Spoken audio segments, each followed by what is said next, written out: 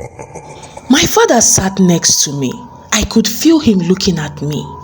The next thing he said was, "Have you been noticing anything out of the ordinary?"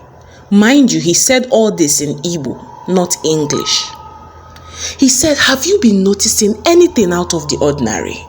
And I looked at him and said no, reluctantly. Obviously, he knew I was lying. He laughed, drew his seat closer, and told me he will be leaving this world at 58. And that was what he picked.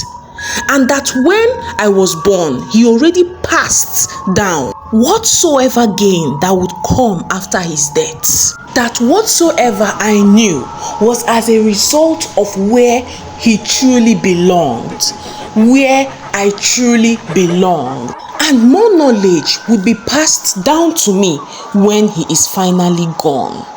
And every knowledge passed down to me would also be passed down to my first child, be it boy or girl. While he was saying all the jargons in his mouth, I had to recall that I often had dreams of being intimate with a strange woman, tall, weirdly tall, like a model.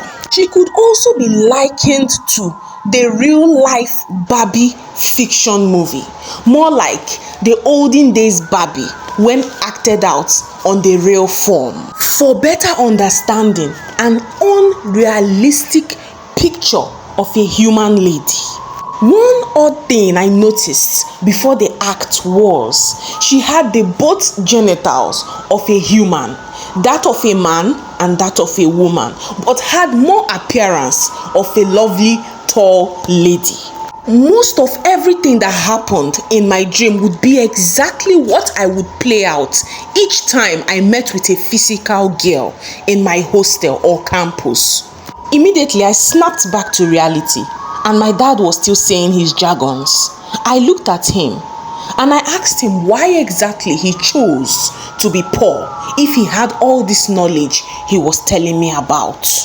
He looked downwards and said, "Nwam, owuchaho tishiche kwaya."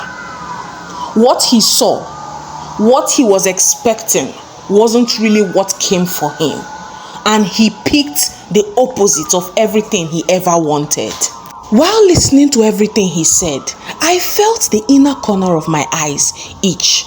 And when I rubbed it and looked towards my dad, I saw a big brother scorpion tied around his neck.